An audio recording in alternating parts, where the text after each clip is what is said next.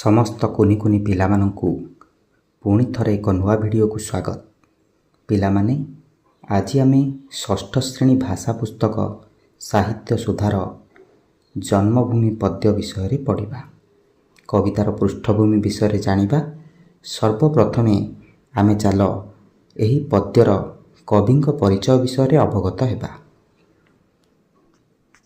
ଓଡ଼ିଆ ଶିଶୁ ସାହିତ୍ୟର ପ୍ରାଣ ପ୍ରତିଷ୍ଠାତା ଭାବରେ ଭକ୍ତ କବି ମଧୁସୂଦନ ରାଓ ଓଡ଼ିଶାରେ ସୁପରିଚିତ, ଯିଏକି ବର୍ଣ୍ଣବୋଧର ରଚୟିତା ଭାବରେ ସେ ପ୍ରସିଦ୍ଧି ଅର୍ଜନ କରିଥିଲେ। ତୁମେମାନେ ଯେଉଁ ଛୋଟ ପିଲାମାନେ ଛବିଳ ମଧୁବର୍ଣ୍ଣବୋଧର ପାଠ କରୁଛ ବା ପଢ଼ୁଛ, ତାହାର ରଚୟିତା ହେଉଛନ୍ତି ଏହି ଭକ୍ତ କବି ମଧୁସୂଦନ ରାଓ। ତାଙ୍କର ଜନ୍ମ କେଉଁଠି ହୋଇଥିଲା ନା ପୁରୀର ପଥୁରିଆ ସାହିରେ ତାଙ୍କର ଜନ୍ମ ହୋଇଥିଲା। ସେ 1907 ମସିହାରେ ତାଙ୍କୁ ଇଂରେଜ ସରକାର ରାୟ ବାହାଦୁର ଉପାଧିରେ ଭୂଷିତ କରିଥିଲେ। ସେ ତାଙ୍କ ଜୀବନରେ ଜଣେ ଆଦର୍ଶ ଶିକ୍ଷକ ଥିଲେ ତଥା ପ୍ରଧାନ ଶିକ୍ଷକ ମଧ୍ୟ ଥିଲେ। କଟକର ପ୍ରତିଷ୍ଠିତ ଉତ୍କଳ ସାହିତ୍ୟ ସମାଜର ସେ ମଧ୍ୟ ପ୍ରତିଷ୍ଠାତା ଥିଲେ। କିଏ ଥିଲେ ନା ମଧୁସୂଦନ ରାଓ, ଭକ୍ତ କବି ମଧୁସୂଦନ ରାଓ। ବୁଝିପାରିଲ? ତାପରେ ତାଙ୍କର ପ୍ରତିଟି କବିତାରେ ସବୁ କ'ଣ ବିଭୁ ପ୍ରେମ ସହଜରେ ବାରି ହୋଇ ପଡ଼ୁଥିଲା। ସେ ବହୁତ ସୁନ୍ଦର ସୁନ୍ଦର କବିତା ସବୁ ରଚନା କରିଯାଇଛନ୍ତି। ମଧୁସୂଦନ ରାଓଙ୍କର ରଚନା ଗୁଡ଼ିକ ମଧ୍ୟରେ ଅନେକ ଶିଶୁ ଗୀତ ରହିଛି, ଛାନ୍ଦମାଳା, ବାଲ ରାମାୟଣ, କବିତାବଳୀ, ବିବିଧ କବିତା, ବସନ୍ତ ଗାଥା, ଉତ୍କଳ ଗାଥା, ଆଉ କ'ଣ ନା ପଦ୍ମ, ପ୍ରଭାତ, ପୃଥିବୀ ପ୍ରତି, ଏଇସବୁ ରଚନା କରିଛନ୍ତି, ଯାହାକି ଖୁବ୍ ସରଳ ଆଉ ମନମୁଗ୍ଧକର। ଓଡ଼ିଆ ଭାଷାରେ ପ୍ରାୟ ସମସ୍ତ ପାଠ୍ୟପୁସ୍ତକ ସେ ରଚନା କରିଯାଇଛନ୍ତି। ବୁଝିପାରିଲ ନା ନାହିଁ? ଠିକ୍ ଅଛି। ତାହେଲେ ବର୍ତ୍ତମାନ ଆମେ ଯେଉଁ ଜନ୍ମଭୂମି କବିତାଟି ପଢ଼ିବା, ତାହା କବି ମଧୁସୂଦନ ରାଓଙ୍କର ରଚିତ ଛାନ୍ଦମାଳାର ପ୍ରଥମ ଭାଗରୁ ସଂଗୃହୀତ। ଏଥିରେ ଆମର ପ୍ରିୟ ପବିତ୍ର ଭାରତଭୂମି ବା ଜନ୍ମଭୂମି ବିଷୟରେ କବି ଯଶଗାନ କରିଛନ୍ତି। କବି ମଧୁସୂଦନ ରାଓ ଏହି ଜନ୍ମଭୂମି କବିତାଟିକୁ ଚୋଖୀ ରାଗରେ ରଚନା କରିଛନ୍ତି। ହେଲା କି? ଠିକ୍ ଅଛି। ତାହେଲେ ଚାଲ ବର୍ତ୍ତମାନ ଆମେ ଏହି ପଦ୍ୟକୁ ପଢ଼ିବା ଏବଂ ବୁଝିବା। ପ୍ରଥମେ ଏଠାରେ କବି କ'ଣ କହୁଛନ୍ତି ନା ତୁହି ମା ଜନ୍ମଭୂମି ପବିତ୍ର ଭାରତ ଭୂମି, ତୋହରି ସନ୍ତାନ ଆମ୍ଭେ ଅଟୁ ସରବେ, ତୋର ଶ୍ରୀଚରଣୀ ସେବା ପାଇଁ ମନ ପ୍ରାଣ ଦେବା, ଗାଇବା ତୋହରି ନାମ ଆନନ୍ଦ ରବେ, ତୋ ଆନନ୍ଦେ ହୋଇବା ସୁଖୀ, କାନ୍ଦିବା ଦୁଃଖରେ ତୋର ହୋଇଣ ଦୁଃଖୀ। ତାହେଲେ ଏଠି କବି କ'ଣ କହିଛନ୍ତି ନା ତୁହି ମା ଜନ୍ମଭୂମି ପବିତ୍ର ଭାରତ ଭୂମି। ତାହେଲେ ଏଠାରେ କବି ପବିତ୍ର ଭାରତବର୍ଷକୁ ଜନ୍ମଭୂମି ରୂପରେ ଅଭିହିତ କରିଛନ୍ତି ଏବଂ ତାଙ୍କୁ ଜନନୀ ବୋଲି କହିଛନ୍ତି। ଜନନୀ କିଏ ନା ଜନନୀର ଅର୍ଥ ହେଉଛି ମା। ତେଣୁ ଏଠାରେ ଆମର ଭାରତବର୍ଷକୁ ଆମର ଜନ୍ମଭୂମି ବା ଜନନୀ ଭାବରେ କବି ବର୍ଣ୍ଣନା କରିଛନ୍ତି। ତାପରେ କବି କ'ଣ କହୁଛନ୍ତି ନା ତୋହରି ସନ୍ତାନ ଆମ୍ଭେ ଅଟୁ ସରବେ, ଅର୍ଥାତ୍ ଆମେ ସମସ୍ତ ଭାରତବାସୀ ହେଉଛୁ ଏହି ଭାରତ ମାତାର ବା ଆପଣଙ୍କର ସନ୍ତାନ। ସମସ୍ତେ ଭାରତବାସୀ ହେଉଛୁ ଏହାର ସନ୍ତାନ। ହେଲା। ତାପରେ ତୋର ଶ୍ରୀଚରଣ ସେବା ପାଇଁ ମନ ପ୍ରାଣ ଦେବା, ଗାଇବା ତୋହରି ନାମ ଆନନ୍ଦ ରବେ, ଅର୍ଥାତ୍ ସେହି ଦେଶ ବା ଭାରତ ମାତାର ସେବାରେ ନିଜ ଜୀବନକୁ ଉତ୍ସର୍ଗ କରି ତାର ଜୟଗାନ କରିବାକୁ ଏଠି କବି କହିଛନ୍ତି। କ'ଣ କରିବା ନା ତା ପାଇଁ ଆମର ସବୁ ଜୀବନ ମଧ୍ୟ ଦେବାକୁ ଆମେ ପଛେଇବା ନାହିଁ। ଆଉ କ'ଣ କରିବାକୁ କବି କହିଛନ୍ତି ନା ତାର ସୁଖରେ ଆଉ ଦୁଃଖରେ ଆମେ ସୁଖୀ ହେବା, ଦୁଃଖୀ ହେବା, ସୁଖରେ ସୁଖୀ ହେବା, ଦୁଃଖରେ ଦୁଃଖୀ ହେବା। ଦୁଃଖ ସମୟରେ ଆମେ ସାଧାରଣତଃ କାନ୍ଦିଥାଉ, ନାହିଁ କି? ତେଣୁ ଏଠାରେ ସେଇ କଥା କବି କହୁଛନ୍ତି, ତୋ ଆନନ୍ଦେ ହୋଇବା ସୁଖୀ, ଅର୍ଥାତ୍ ତୋର ଆନନ୍ଦ ସମୟରେ ଆମେ ସୁଖ ଅନୁଭବ କରିବା, କାନ୍ଦିବା ଦୁଃଖରେ ତୋର ହୋଇଣ ଦୁଃଖୀ, ଅର୍ଥାତ୍ ଯେତେବେଳେ ତୋର ଦୁଃଖ ପଡ଼େ, ଭାରତ ମାତାର କୌଣସି ଦୁଃଖ ପଡ଼େ, ତାହେଲେ ଆମେ ମଧ୍ୟ ଦୁଃଖୀ ହୋଇକରି କାନ୍ଦିବା। ଅର୍ଥାତ୍ କ'ଣ ନା ମା ଖୁସି ହେଲେ ଆମେ ଖୁସି ହେବା, ମା ଦୁଃଖରେ ଆମେ ଦୁଃଖୀ ହେବା। ଏଠି ମା କାହାକୁ କୁହାଯାଇଛି ନା ଜନ୍ମଭୂମିକୁ କୁହାଯାଇଛି, ଭାରତ ମାତାକୁ କୁହାଯାଇଛି। ତେଣୁ ଭାରତବର୍ଷର ଯଶ କୀର୍ତ୍ତିର କୌଣସି ତୁଳନା ନାହିଁ କହିଲେ ହେବ, ନାହିଁ କି? ତେଣୁ ସେହି ଦେଶ ବା ଭାରତ ଭୂମିର ସେବାରେ ଆମେ ଆମ ନିଜ ଜୀବନକୁ କ'ଣ କରିବା ନା ଉତ୍ସର୍ଗ କରିବା ଆଉ ତା'ର ଜୟଗାନ କରିବା। ତା'ର ଚରଣର ସେବା ପାଇଁ ଆମର ମନ ଆଉ ପ୍ରାଣ ଦେବା ଅର୍ଥାତ୍ ଜୀବନ ମଧ୍ୟ ଦେବାକୁ ଆମେ ପଛେଇବା ନାହିଁ। ବୁଝିପାରିଲ ତ? ଠିକ୍ ଅଛି। ତାପରେ ଧନ୍ୟ ମହିମା ତୋହର ନାହିଁ ତା'ର ପଟାନ୍ତର, ମସ୍ତକରେ ହିମାଳୟ ପର୍ବତ ପର। ଦୁଇ ପାରୁଷେ ଜଳଧି ବ୍ରହ୍ମପୁତ୍ର ସିନ୍ଧୁ ନଦୀ, ଚରଣରେ ବିରାଜିତ ମହାସାଗର। ବିନ୍ଧ୍ୟ ଗିରିବର କଟିରେ, ଗଙ୍ଗା ଆଦି କେତେ ନଦୀ ଶୋଭେ ଶରୀରେ। ଏଇ ଯେଉଁ କବିତାଟି ଦେଖିଲ, ଏଠି କ'ଣ ଲେଖା ହେଇଛି ନା ଧନ୍ୟ ମହିମା ତୋହର ନାହିଁ ତା'ର ପଟାନ୍ତର, ଅର୍ଥାତ୍ ଆମର ଭାରତ ମାତାର ବା ଭାରତ ବର୍ଷର ଯଶ କୀର୍ତ୍ତିର ବା ମହିମାର କୌଣସି ତୁଳନା ନାହିଁ, କୌଣସି ପଟାନ୍ତର ନାହିଁ। ତାପରେ କ'ଣ ହେଉଛି ନା ମସ୍ତକରେ ହିମାଳୟ ପର୍ବତ ପର। ଭାରତ ବର୍ଷର ଶୋଭାବର୍ଦ୍ଧନ କିଏ କରୁଛି? ଭାରତର ଦେଖିବ, ଆମର ଭାରତ ମାନଚିତ୍ରରେ ତୁମେମାନେ ଦେଖିବ ପୂର୍ବ ପଶ୍ଚିମ ଉତ୍ତର ଦକ୍ଷିଣ, ଉତ୍ତର ପାର୍ଶ୍ୱରେ ଆମର ହିମାଳୟ ପର୍ବତ ରହିଛନ୍ତି, ନାହିଁ କି? ହିମାଳୟ ପର୍ବତ ଯିଏକି ଭାରତ ମାତାର ମସ୍ତକରେ ମୁକୁଟ ପରି ଶୋଭାବର୍ଦ୍ଧନ କରୁଛନ୍ତି। ଦେଶର ଭୌଗୋଳିକ ସ୍ଥିତିର ବର୍ଣ୍ଣନା ଏଠି କବି କରିଛନ୍ତି, ତେଣୁ ତୁମେମାନେ ମାନଚିତ୍ରରେ ଏଇଟାକୁ ଦେଖିଲେ ଜାଣିପାରିବ ହିମାଳୟ ପର୍ବତ ଶ୍ରେଣୀ କିପରି ଭାରତର ମସ୍ତକରେ ବିରାଜମାନ ହୋଇଥିବାର ଆମେ ଦେଖିପାରିବା।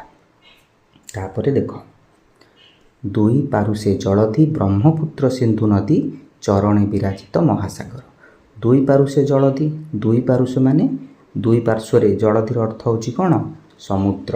ଦୁଇ ପାର୍ଶ୍ୱରେ ସମୁଦ୍ର କେଉଁଠି ଅଛି ଆମର କିଏ କହିପାରିବ ଦେଖିବା? ଦୁଇ ପାର୍ଶ୍ୱରେ କେଉଁଠି ସମୁଦ୍ର ଅଛି? ଆମର ପୂର୍ବରେ ଅଛି ବଙ୍ଗୋପସାଗର, ପଶ୍ଚିମରେ ଅଛି କ'ଣ? ଆରବ ସାଗର। ବୁଝିପାରିଲ ନା ନାହିଁ? ତେଣୁ ପୂର୍ବରେ ବଙ୍ଗୋପସାଗର ରହିଛି, ଭାରତବର୍ଷର ପଶ୍ଚିମରେ ଆରବ ସାଗର ରହିଛି, ଯାହାକି ଭାରତବର୍ଷର ଶୋଭାକୁ ବର୍ଦ୍ଧନ କରୁଛି। ତାପରେ କ'ଣ ଅଛି ନା ବ୍ରହ୍ମପୁତ୍ର ସିନ୍ଧୁ ନଦୀ, ଚରଣରେ ବିରାଜିତ ମହାସାଗର। ଏହି ଭାରତବର୍ଷରେ ଅନେକ ପବିତ୍ର ନଦୀ ସବୁ ପ୍ରବାହିତ ହେଉଛନ୍ତି, ଯେମିତି କିଏ? ବ୍ରହ୍ମପୁତ୍ର ସିନ୍ଧୁ ନଦୀ। ଆହୁରି ଅନେକ ନାଁ ଅଛି, ନର୍ମଦା, ତାପ୍ତି, କାବେରୀ, ଗୋଦାବରୀ, ଗଙ୍ଗା ନଦୀ, ନାହିଁ କି? ତାପରେ ଆସିଲେ କ'ଣ ନା ଚରଣରେ ବିରାଜିତ ମହାସାଗର, ଅର୍ଥାତ୍ ଯଦି ଭାରତର ଉତ୍ତର ପାର୍ଶ୍ୱରେ ଭାରତ ମାତାଙ୍କର ମସ୍ତକ ରହିଥାଏ, ତାହେଲେ ତାଙ୍କର ଦକ୍ଷିଣରେ କିଏ ରହିଥାନ୍ତି ନା ପାଦ ରହିଥାନ୍ତି। ତେଣୁ କ'ଣ ରହିଛି ସେଇଟାକୁ ଚରଣ କୁହାଯାଏ। ତେଣୁ ଚରଣରେ କେଉଁ ବିରାଜିତ ମହାସାଗରର ଅର୍ଥ ହେଉଛି କ'ଣ ନା ଚରଣରେ ଆମର ଭାରତ ମହାସାଗର ରହିଛନ୍ତି। ଆମର ଭାରତ ମାନଚିତ୍ରରେ ଶ୍ରୀଲଙ୍କା ପାଖରେ ଦେଖିବ ଭାରତବର୍ଷର ଦକ୍ଷିଣ ପାର୍ଶ୍ୱରେ ଏକ ମହାସାଗର ରହିଛି, ଯାହାର ନାମ ହେଉଛି ଭାରତ ମହାସାଗର। ପୂର୍ବରେ ରହିଲା ବଙ୍ଗୋପସାଗର, ପଶ୍ଚିମରେ ଆରବ ସାଗର, ଦକ୍ଷିଣରେ ଭାରତ ମହାସାଗର। ହିମାଳୟ ପର୍ବତ ଯାହାକି ମସ୍ତକରେ ମୁକୁଟ ଭଳି ଶୋଭାବର୍ଦ୍ଧନ କରୁଛି। ଭାରତକୁ ସେଥିପାଇଁ ଏକ ଉପଦ୍ୱୀପ ମଧ୍ୟ କୁହାଯାଏ, କାହିଁକି ନା ଭାରତର ତିନି ପାର୍ଶ୍ୱରେ ଜଳରାଶି ଘେରିକିରି ରହିଛି, ଗୋଟିଏ ପାର୍ଶ୍ୱରେ ସ୍ଥଳଭାଗକୁ ଲାଗିକିରି ତାହା ରହିଛି। ତେଣୁ ଭାରତବର୍ଷକୁ ଏକ ଉପଦ୍ୱୀପ ମଧ୍ୟ କୁହାଯାଏ। ବୁଝିପାରିଲ ନା ନାହିଁ? ଠିକ୍ ଅଛି। ତାପରେ ଦେଖ, ବିନ୍ଧ୍ୟ ଗିରିବର କଟିରେ, ଗଙ୍ଗା ଆଦି କେତେ ନଦୀ ଶୋଭେ ଶରୀରେ। ଏହାର ଅର୍ଥ କ'ଣ ଦେଖିବା ନା ଏହାର ଅର୍ଥ ହେଉଛି ଆମର ଭାରତ ମାତାର ଶରୀରରେ କିଏ ନା ପବିତ୍ର ପାପନାଶିନୀ ଗଙ୍ଗା ଦେବୀ, ବ୍ରହ୍ମପୁତ୍ର, ସିନ୍ଧୁ ଆଦି ପ୍ରବାହିତ ହେଉଛନ୍ତି ଏବଂ କଟି ଦେଶରେ ବିନ୍ଧ୍ୟଗିରି ଶୋଭାବର୍ଦ୍ଧନ କରୁଛି। ହେଲା କି? କଟିର ଅର୍ଥ ହେଉଛି କ'ଣ ନା ୱେଷ୍ଟ ବା କମର, ଯେଉଁଟା କହୁଛ ମଧ୍ୟଭାଗ, ଶରୀରର ମଧ୍ୟଭାଗକୁ ଆମର କଟି କୁହାଯାଏ। ତେଣୁ ସେଇ ଭାରତ ବର୍ଷର ବା ଭାରତ ମାତାର କଟି ଦେଶରେ କିଏ ଶୋଭାବର୍ଦ୍ଧନ କରୁଛନ୍ତି? କଟି ଦେଶରେ ବିନ୍ଧ୍ୟଗିରି ଅର୍ଥାତ୍ ବିନ୍ଧ୍ୟ ପର୍ବତ ଭାରତ ମାତାର କଟି ଦେଶରେ ଭାରତର ଶୋଭାକୁ ବର୍ଦ୍ଧନ କରୁଛନ୍ତି ବା ଶୋଭା ବଢ଼ାଉଛନ୍ତି। ହେଲା କି? ଠିକ୍ ଅଛି। ତାପରେ ଆସିଲା ପରବର୍ତ୍ତୀ ପଦ୍ୟ ଦେଖ, ଜନମିଲେ ତୋ କୋଳରେ କେତେ ସୁର ବୀରନରେ, ରାମଚନ୍ଦ୍ର ଭୀଷ୍ମ ଦ୍ରୋଣ କର୍ଣ୍ଣ ଅର୍ଜୁନ। ମହାକବି ବେଦବ୍ୟାସ ବାଲ୍ମୀକ କାଳିଦାସ, ଗାଇଲେ ପବିତ୍ର କଣ୍ଠେ ତୋହରି ଗୁଣ। ଚୈତନ୍ୟାଦି ମହାତ୍ମା ଜନେ, ପ୍ରଚାରିଲେ ବିଭୁ ନାମ ଆନନ୍ଦ ମନେ। ତାହେଲେ କ'ଣ ଏଠି କବି ପୁଣି କହୁଛନ୍ତି ନା ଏହି ପୁଣ୍ୟ ଭାରତ ବର୍ଷରେ କେତେ କେତେ ସୁରବୀର ସବୁ ଜନ୍ମଗ୍ରହଣ କରିଛନ୍ତି ଭାରତର ପୁଣ୍ୟଭୂମିରେ। ସେମାନେ ସବୁ କିଏ ରହିଲେ? ନା ରାମଚନ୍ଦ୍ର, ଭୀଷ୍ମ, ଦ୍ରୋଣ, କର୍ଣ୍ଣ, ଅର୍ଜୁନ। ଏମାନେ କିଏ? ନା ଭଗବାନ ରାମଚନ୍ଦ୍ର ମର୍ଯ୍ୟାଦା ପୁରୁଷୋତ୍ତମ, ଯିଏକି ଭଗବାନ ବିଷ୍ଣୁଙ୍କ ଅଂଶରେ ତ୍ରେତୟା ଯୁଗରେ ଜନ୍ମଗ୍ରହଣ କରିଥିଲେ। ରାମାୟଣ ବିଷୟରେ ଜାଣିଛ ନାଇଁ କି? ତାପରେ ଆସିଲେ ଭୀଷ୍ମ। ଭୀଷ୍ମ କିଏ? ନା ଭୀଷ୍ମ ହେଉଛନ୍ତି ମହାଭାରତର ଜଣେ ପ୍ରମୁଖ ଚରିତ୍ର। ସେ ଥିଲେ ଦେବୀ ଗଙ୍ଗା ମାତା ଏବଂ ଶାନ୍ତନୁଙ୍କର ପୁତ୍ର। ତାଙ୍କୁ ଭୀଷ୍ମ କୁହାଯାଏ, ଯାହାଙ୍କୁ ପିତାମହ ଭୀଷ୍ମ ବୋଲି ମଧ୍ୟ କୁହାଯାଏ। ବୁଝିପାରିଲ ନା ନାହିଁ? ତାପରେ ଆସିଲେ ଦ୍ରୋଣ। ଦ୍ରୋଣ କିଏ ଥିଲେ? ନା ପାଣ୍ଡବ ଆଉ କୌରବମାନଙ୍କର ବିଦ୍ୟାଦାତା ଗୁରୁ ଥିଲେ ଦ୍ରୋଣାଚାର୍ଯ୍ୟ। କର୍ଣ୍ଣ କିଏ ଥିଲେ? ନା କର୍ଣ୍ଣ ମଧ୍ୟ ହେଉଛନ୍ତି ମହାଭାରତର ଏକ ପ୍ରମୁଖ ଚରିତ୍ର। ସେ ଥିଲେ ସୂର୍ଯ୍ୟଙ୍କ ଅଂଶରେ ଜନ୍ମିତ ସନ୍ତାନ କର୍ଣ୍ଣ, ଯିଏକି ପାଣ୍ଡବମାନଙ୍କର ଜ୍ୟେଷ୍ଠ ଭ୍ରାତା ଥିଲେ। ଅର୍ଜୁନ କିଏ ଥିଲେ? ନା ଅର୍ଜୁନ ଥିଲେ ତୃତୀୟ ପାଣ୍ଡବ, ଯିଏକି ବିଶିଷ୍ଟ ଧନୁର୍ଦ୍ଧର ଥିଲେ। ଧନୁର୍ଦ୍ଧାରୀ ଅର୍ଜୁନ ଯାହାକୁ କହୁଛେ ନାଇଁକି? ଆମର ପଞ୍ଚୁ ପାଣ୍ଡବଙ୍କ ନାମ କିଏ କହିପାରିବ? କିଏ? ପଞ୍ଚୁ ପାଣ୍ଡବଙ୍କ ନାମ ହେଉଛି ପ୍ରଥମେ ଯୁଧିଷ୍ଠିର, ତାପରେ ଭୀମ, ତାପରେ ଅର୍ଜୁନ, ତାପରେ ନକୁଳ, ତାପରେ ସହଦେବ। ବୁଝିପାରିଲ ନା ନାହିଁ? ତେଣୁ କବି ସେଇ କଥା କହୁଛନ୍ତି, ଏହି ପବିତ୍ର ଭାରତ ବର୍ଷରେ ରାମଚନ୍ଦ୍ର, ଭୀଷ୍ମ, ଦ୍ରୋଣ, କର୍ଣ୍ଣ, ଅର୍ଜୁନଙ୍କ ପରି ବୀର ସୁରବୀରମାନେ ଜନ୍ମଗ୍ରହଣ କରିଯାଇଛନ୍ତି ନାଇଁକି? ଠିକ୍ ଅଛି। ତାପରେ ଆସିଲା କ'ଣ? ନା ମହାକବି ବେଦବ୍ୟାସ, ବାଲ୍ମୀକ, କାଳିଦାସ ଗାଇଲେ ପବିତ୍ର କଣ୍ଠେ ତୋହରି ଗୁଣ। ଏଠି ଅନେକ ଋଷି, ମୁନି, କବି, ମହାକବି ସବୁ ଜନ୍ମଗ୍ରହଣ କରିଛନ୍ତି। ସେମାନଙ୍କ ମଧ୍ୟରେ ମହାକବି ବାଲ୍ମୀକି ଏବଂ ବେଦବ୍ୟାସ, କାଳିଦାସ ଆଦି ପ୍ରମୁଖ ଅଟନ୍ତି। ବେଦବ୍ୟାସ କିଏ? ନା ସେ ସଂସ୍କୃତ ମହାଭାରତ ଗ୍ରନ୍ଥର ରଚନା କରିଥିଲେ। ହେଲା କି? ବାଲ୍ମୀକି କିଏ? ନା ସେ ସଂସ୍କୃତ ରାମାୟଣର ରଚନା କରିଥିଲେ। ଆଉ କାଳିଦାସ କିଏ? ନା କାଳିଦାସଙ୍କ ବିଷୟରେ ବହୁତ ସୁନ୍ଦର ସୁନ୍ଦର କଥା ସବୁ ଅଛି। କାଳିଦାସ ପ୍ରଥମେ ମହାମୂର୍ଖ ଥିଲେ। ପରବର୍ତ୍ତୀ ସମୟରେ ସେ ଦେବୀ ସରସ୍ୱତୀଙ୍କର ଆଶୀର୍ବାଦ ଲାଭ କରି ମହାକବି ହୋଇପାରିଥିଲେ। ବୁଝିପାରିଲ ନା ନାହିଁ? ତେଣୁ ଏଠାରେ କବି ସେଇ କଥା କହୁଛନ୍ତି କ'ଣ? ନା ମହାନ କବି ଯେମିତିକି ବେଦବ୍ୟାସ, ବାଲ୍ମୀକି, କାଳିଦାସ ଏମାନେ ସମସ୍ତେ ଭାରତ ମାତାର ମହିମା ଗାନ କରିଯାଇଛନ୍ତି, ଗୁଣଗାନ କରିଯାଇଛନ୍ତି। ସେମାନଙ୍କର ପବିତ୍ର କଣ୍ଠରେ ଯଶ ଗାନ କରିଛନ୍ତି। କାହାର? ନା ଭାରତ ମାତାର। ହେଲା। ତାପରେ ଆସିଲେ ଚୈତନ୍ୟାଦି ମହାତ୍ମା ଜନେ, ପ୍ରଚାରିଲେ ବିଭୁ ନାମ ଆନନ୍ଦ ମନେ। ଚୈତନ୍ୟଙ୍କୁ ଜାଣିଛ? ଶ୍ରୀ ଚୈତନ୍ୟ ସେ କିଏ ଥିଲେ? ନା ସେ ଶ୍ରୀ ଚୈତନ୍ୟ ଥିଲେ ଜଣେ ଧର୍ମ ପ୍ରଚାରକ, ଗୌଡ଼ୀୟ ବୈଷ୍ଣବ ମତବାଦର ଧର୍ମ ପ୍ରଚାରକ ବା ପ୍ରସାରକ। ତାଙ୍କୁ ଶ୍ରୀକୃଷ୍ଣଙ୍କର ଅଂଶ ଭାବରେ ବିବେଚନା କରାଯାଏ। ହେଲା କି? ତାପରେ ସେ କ'ଣ କରିଥିଲେ? ନା ସେ ପ୍ରଭୁଙ୍କର ନାମ, ବିଭୁ ନାମର ଅର୍ଥ ହେଉଛି ପ୍ରଭୁଙ୍କର ନାମ, ଭଗବାନଙ୍କର ନାମ। ଚୈତନ୍ୟଙ୍କ ଭଳି ମହାତ୍ମା ଲୋକ ପ୍ରଭୁଙ୍କର ନାମକୁ ଆନନ୍ଦ ମନରେ ପ୍ରଚାର କରିଥିଲେ। କେଉଁଠି କରିଥିଲେ? ନା ଏଇ ଭାରତ ବର୍ଷରେ। ହେଲା କି? ସୁଦୂର ନଦିଆ ଦ୍ୱୀପରୁ ସେ ଆସିକିରି ଆମର ଶ୍ରୀକ୍ଷେତ୍ରରେ ଅବସ୍ଥାନ କରିଥିଲେ, ମହାପ୍ରଭୁ ଜଗନ୍ନାଥଙ୍କ ପୀଠରେ। ହେଲା। ତେଣୁ ତାପରେ ଦେଖ, ତାପରେ କ'ଣ ଦେଲା? ନା କେତେ କେତେ ପୁଣ୍ୟବତୀ, କେତେ ପତିବ୍ରତା ସତୀ, କେତେ ବୀର ନାରୀ, କେତେ ବୀର ଜନନୀ, ସମସ୍ତେ ତୋର ଦୁହିତା, ପଦ୍ମିନୀ, ସାବିତ୍ରୀ, ସୀତା, ଦୁର୍ଗାବତୀ ଆଦି କେତେ ବୀର ରମଣୀ, ନମହିମା ଭକ୍ତିବରେ ଅଧମ ଅକ୍ଷତ ସୁତ ତୋ ଚରଣରେ। ତାହେଲେ ନା ଏଠି କବି କ'ଣ କହୁଛନ୍ତି? ନା ଭାରତ ବର୍ଷରେ କେତେ କେତେ ପୁଣ୍ୟବତୀ ଆଉ କେତେ ପତିବ୍ରତା ସତୀ ନାରୀ, ବୀର ନାରୀ ସବୁ ଜନ୍ମଗ୍ରହଣ କରିଛନ୍ତି। ସେମାନଙ୍କର ନାମ ଏଠି କବି କହିଛନ୍ତି ଯେ ସମସ୍ତେ ତୋର ଦୁହିତା, ଯେ ସମସ୍ତେ ଭାରତ ମାତାର ସନ୍ତାନ ସମସ୍ତେ। ସେମାନଙ୍କର ନାମ କ'ଣ? ନା ପଦ୍ମିନୀ, ସାବିତ୍ରୀ, ସୀତା। ଏଠି ପଦ୍ମିନୀ କିଏ? ନା ପଦ୍ମିନୀ ହେଉଛନ୍ତି, ମନେ ରଖିଥିବ, ମେୱାରର ରାଣୀ। ସେ ଜଣେ ବୀର ରମଣୀ ବା ସେ ଜଣେ ଯୋଦ୍ଧା ଥିଲେ। ହେଲା। ଆଲାଉଦ୍ଦିନ ଖିଲଜି ଯେତେବେଳେ ମେୱାରର ଉପରେ ଆକ୍ରମଣ କରିଥିଲେ, ସେତେବେଳେ ପଦ୍ମିନୀ ତାଙ୍କୁ ବିରୋଧ କରିଥିଲେ। ସେଇଟା ତୁମେ ଇତିହାସରେ ପଢ଼ିବ, ଅନେକ କିଛି ପଢ଼ିବ। ତାପରେ ଆସିଲେ କ'ଣ? ନା ସାବିତ୍ରୀ। ଦେବୀ ସାବିତ୍ରୀଙ୍କ ବିଷୟରେ ସମସ୍ତେ ଜାଣିଛ। ସାବିତ୍ରୀ ଆଉ ସତ୍ୟବାନ ନାହିଁ କି?